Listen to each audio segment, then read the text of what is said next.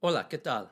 Hello, I'm Robert Martinez, State Historian of New Mexico, and this is New Mexico History in 10 minutes. I want to talk about New Mexico in the late 1700s and also about New Mexico's place in the broader Spanish Empire. So, let's talk about Spain for a minute. From the 1500s to the end of the 1600s, Spain was ruled by the Habsburgs. The Habsburgs ruled the Spanish Empire, including New Mexico. But that came to an end in the year 1700 when King Charles, called Carlos el Hechizado, Charles the Bewitched, died again in 1700.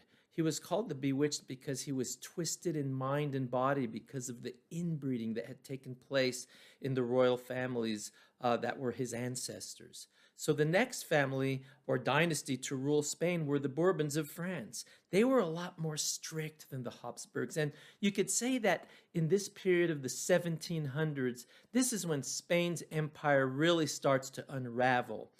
Starting in 1492, Spain became the power of Europe and a world dominating entity with the most powerful army and navy and economy.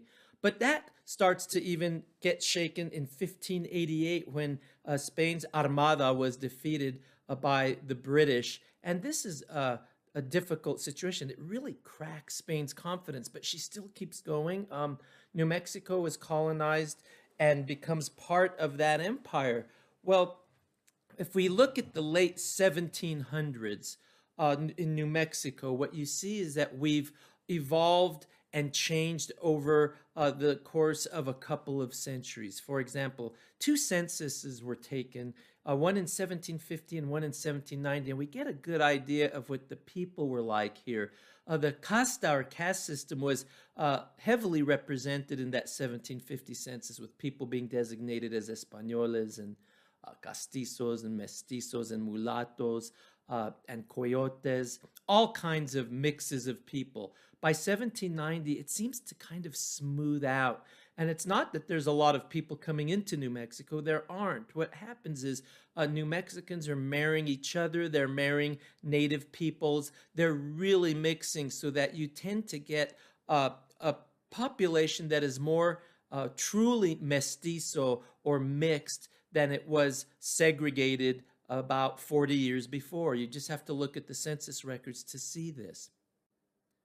Something else is happening. If we look at what's going on in the United States, there's a revolution, American Revolution in 1776, and then in Europe, the French have a revolution in 1789. The lower classes, the peasants, revolt against the three estates, the church, the nobility, and monarchy. And they are tired of paying all the taxes while the wealthy classes pay almost no taxes but live much better and have food while the poor people are starving. This is a bread war. Like a lot of revolutions, it starts because the people had no food, they had no bread. So this sends an earthquake across Europe. And in New Mexico, it's interesting, in around the year 1780, a tax is imposed on the Nuevo Mexicanos to help pay the Americans, to help them fight their revolution against Spain's enemy, the British. So our Hispano Nuevo Mexicano ancestors, the men had to pay 2 pesos, and the Native American men paid 1 peso to contribute to the American Revolution. So we were in there at the beginning, and so were the Mexican people, because they were also paying this tax to help the Americans fight for their independence. So this is an interesting side note in our history here in New Mexico. Also, I want you to think about something. In the late 1700s and early 1800s in New Mexico, this is where we really start to develop what we truly call Nuevo Mexicano culture, because what we see happening is the growth of the development of certain things that are considered truly New Mexican, but also have roots in other parts of the world, like the penitentes, the hermanos penitentes, our santero tradition, our Spanish language, and our foodways.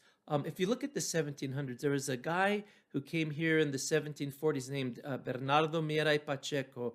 He was from northern Spain. He makes his way to Mexico, then to northern Mexico, then to New Mexico. And he marries down in what's now the state of Chihuahua, but he comes up here with his wife, who was a Dominguez de Mendoza family member, an old New Mexican family. And he is quite a guy. He's an engineer, he's a cartographer, a map maker, he's a santero, he carves and paints saints. His engineering career didn't go all that well, but he does quite amazing things with paintings and with carving saints.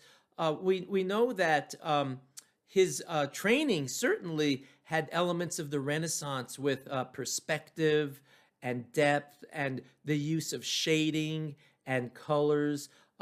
So what we find out is that some of our santos from the late 1700s were made by this guy. There was also a priest, that priest at Abiquiu during the witch craze, Fray Juan José Toledo. He also carved saints. We know because Fray Atanasio Dominguez commented on his saint making in his report from 1776, and he said that Father Toledo had carved a saint that was really ugly. So he did not get much kudos from Dominguez, but we do know that